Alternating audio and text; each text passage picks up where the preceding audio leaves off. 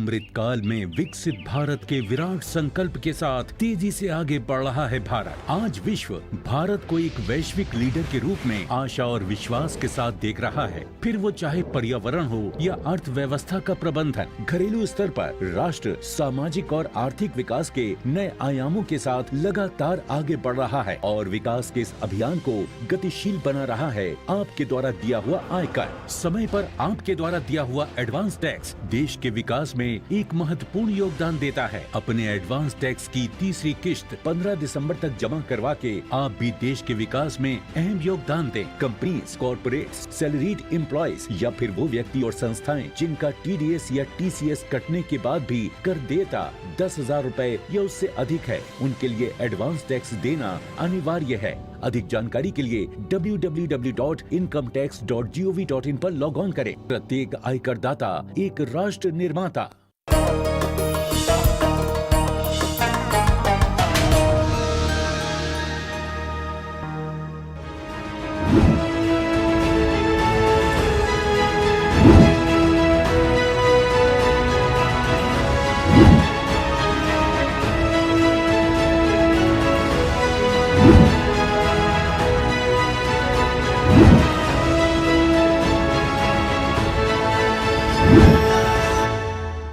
नाजरीन आदाब, मैं हूं नीता सिंह। इस्तकबाल है आप सभी का हमारे प्रोग्राम जानकारी से कामयाबी तक में, जिसमें बात होती है हर उस सरकारी स्कीम की जो कि आपके फायदे से जुड़ी है। नाजरीन, प्रधानमंत्री कौशल विकास योजना भारत के नौजवानों के लिए एक नई पहल है। ये देश के हर नौजवान की माली हालत को मजबूत करने के लिए बनाई गई है।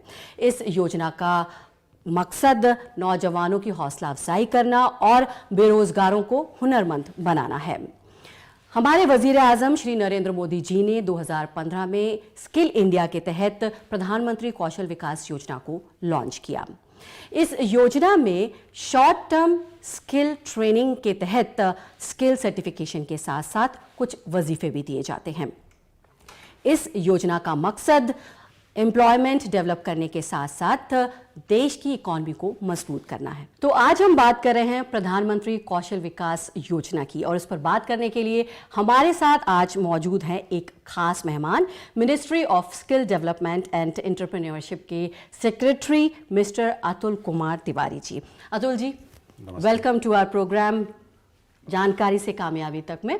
आपसे हम इस योजना के बारे में तफसील से बातचीत करेंगे, लेकिन उससे पहले आइए नजर डाल लेते हैं इसी से जुड़ी एक रिपोर्ट पर।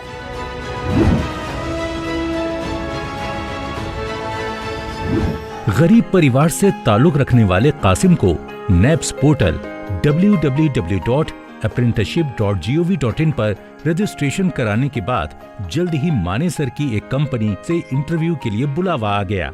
मैं एक मीडियम परिवार से बिलोंग करता हूँ, तो उसके बाद मैंने इंटर की PCM साइड से। उसके बाद हमारे दोस्तों ने सब ने मिलकर तय किया कि इंजीनियरिंग फील्ड में चलते हैं।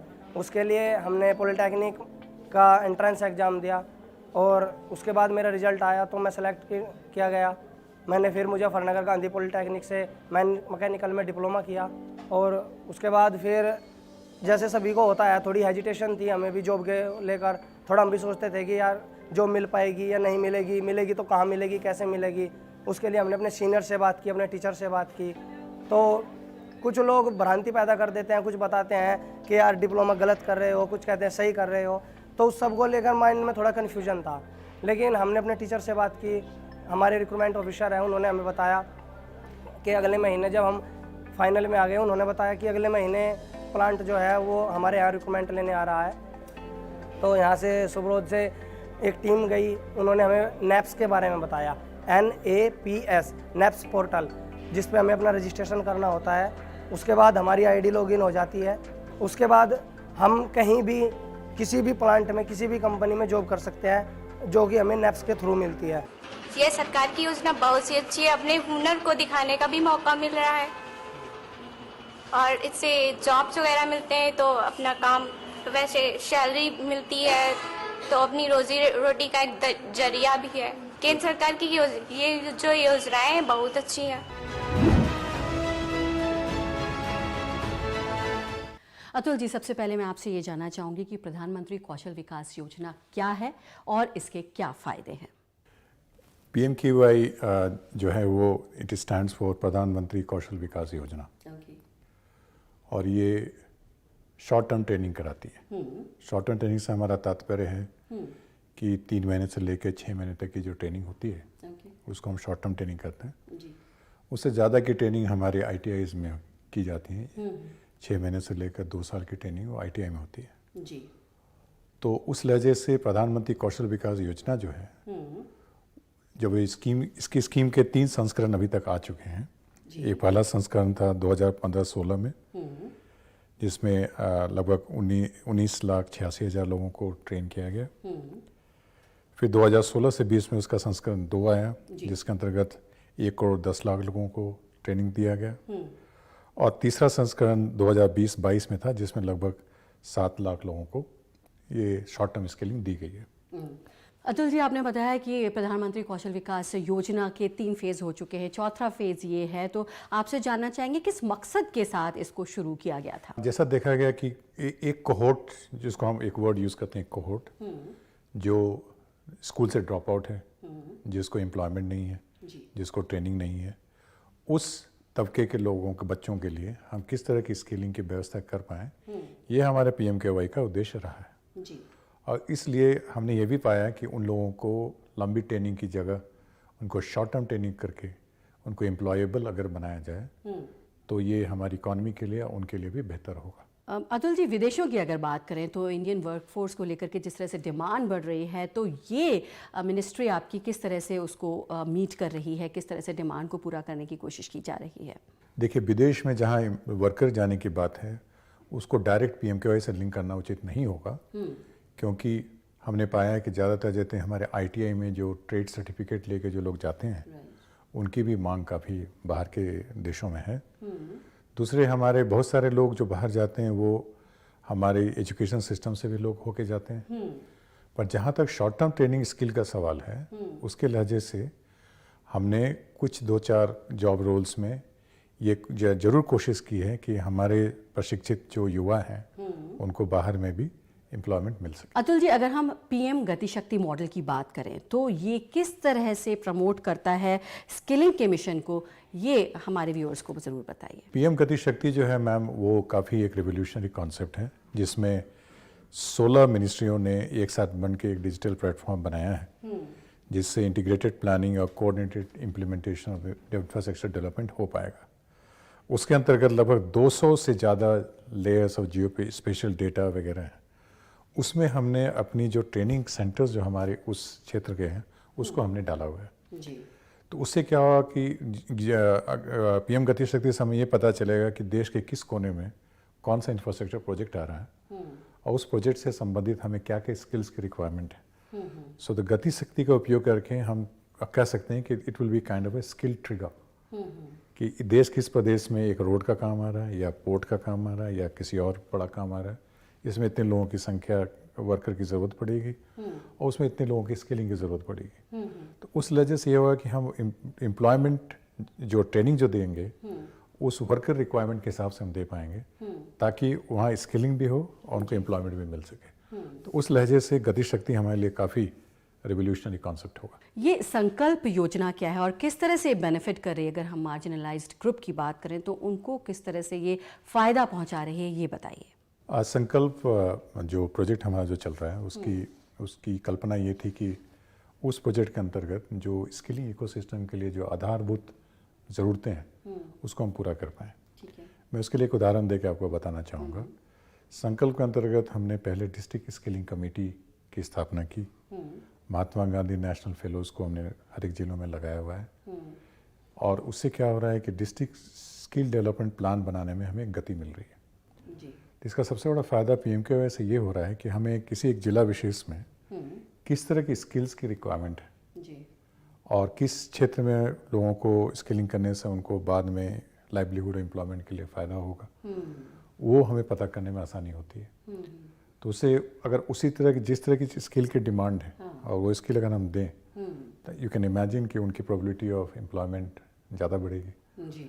उस लहजे से संकल्प हमारे लिए काफ़ी यूज़फुल रहा है। जी, अगर हम बात करें मिनिस्ट्रीज़ की, आपने अभी एजुकेशन मिनिस्ट्री की बात की कि मिलके काम कर रहे हैं, डिफरेंट मिनिस्ट्रीज़ की बात करें, डिफरेंट स्टेट्स की बात करें, तो सब मिलकर कैसे काम कर रहे हैं जिससे कि लोगों को एक पूरी देश को इसका फ़ायदा मिल सके?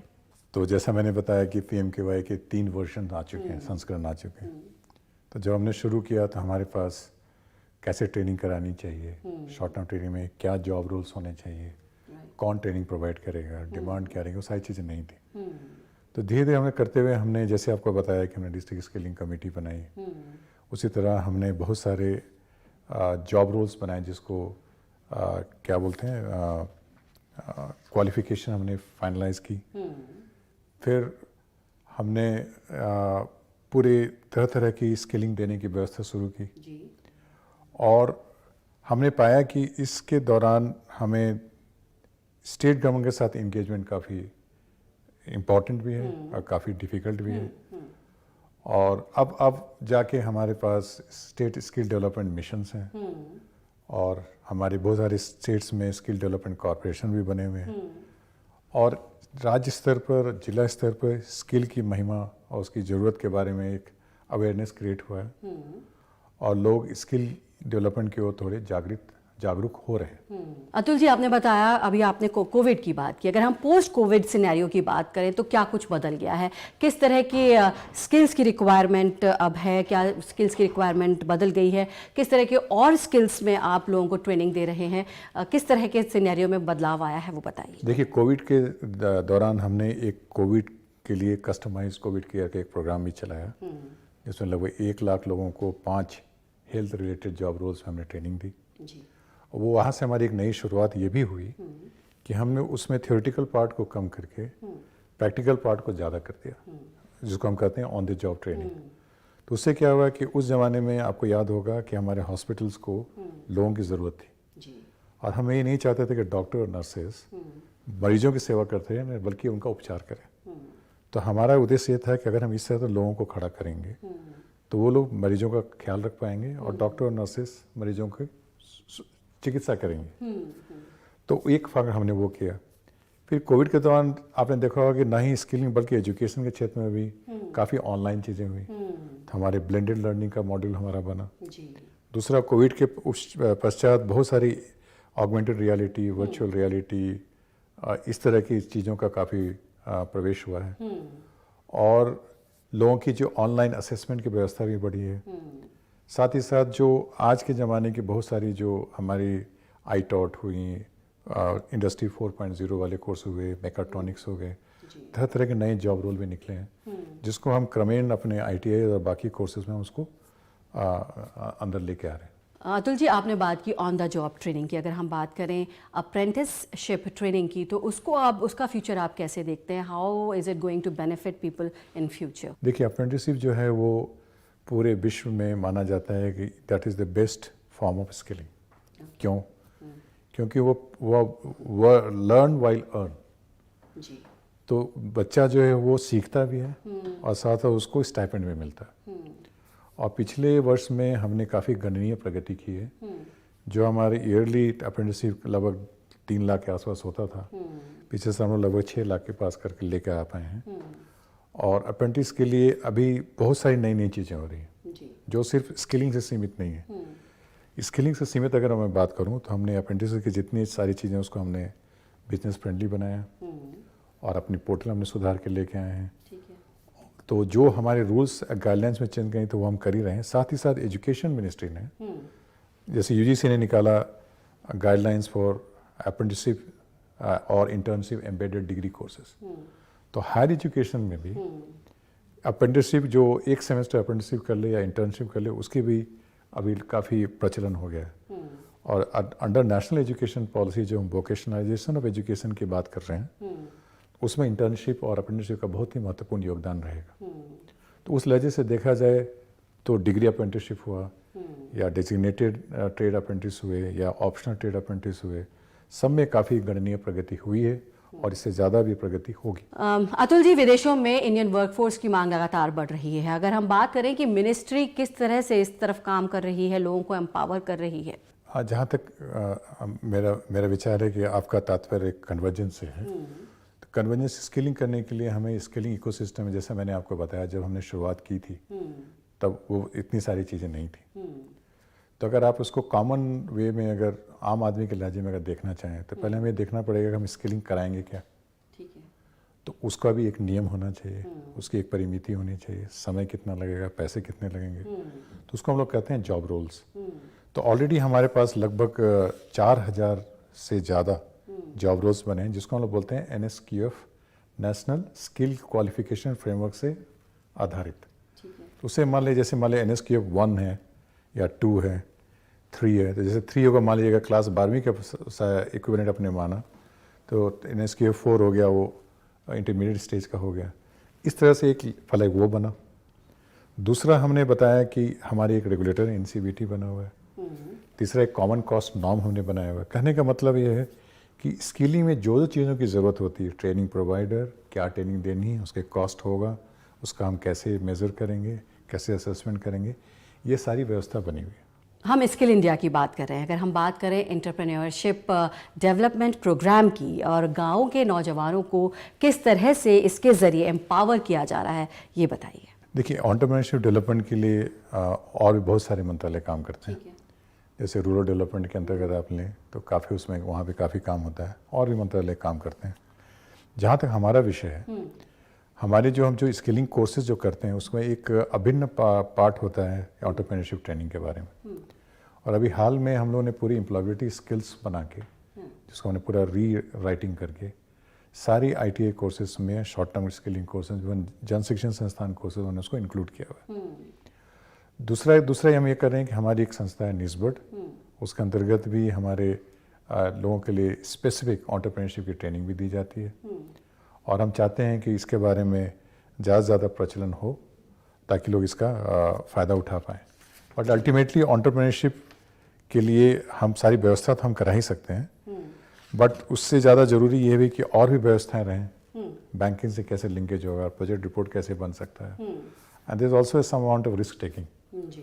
तो जितना हमें संभव होता हो तो हम सिखाते हैं। नौजवानों को स्किल किया जा रहा है, स्किल इंडिया बनाने की कोशिश की जा रही है। कोशिश ये की जा रही है कि तमाम नौजवानों को रोज़गार मिल सके, कोई बेरोज़गार ना रहे। लेकिन कहीं ना कहीं इससे इंडियन इकॉनमी को भी बूस्ट मिलता है। किस तरह का फ़ायदा इंडियन इकॉनमी को मिलेगा, वो भी बताइए। देखिए, जहाँ जो कोई अगर हमारा लक्ष्य है इंडिया विजन 2047 कि हम एक मुकाम पे पहुँचे, तो उसके लिए हमें हमारी जो इकोनॉमिक स्टेटस वो इम्प्रूव होनी चाहिए। इकोनॉमिक स्टेटस तभी इम्प्रूव हो पाएगी जब ज़्यादा से ज़्यादा लोग एम्प्लॉयड हैं, और ज़्यादा लोग एम्प्लॉयड तभी हो पाएंगे जबकि उनको स्किलिंग हो पाए। स्किलिंग तभी हो पाएगी जब एजुकेशन स्किलिंग टुगेदर रहेगी, और इतने लोगों को इतना सामर्थ्य पैदा करेंगे ताकि लोग स्किल लेके एम्प्लॉयबल रहें, प्रोडक्टिव रहें, और इकोनॉमी को अपना कंट्रीब्यूशन दे सकें। तो उस वजह से skilling is fundamental to the growth of Indian economy, to the height which is destined to be। और मुझे पूरी उम्मीद है कि अगर हम सब लोग इस लहजे से अगर सोचें और अपना अपना काम करें, तो निसंदेह हमें स्किलिंग से देश की अर्थव्यवस्था को मजबूत करने में काफ़ी सहायता मिलेगी। मैं तो चाहूँगा कि स्किलिंग जो है वो सिर्फ एक पढ़ने का विषय नहीं है, ना एक लाइवलीहुड का विषय है, ये हमारे जीवन का अंग है।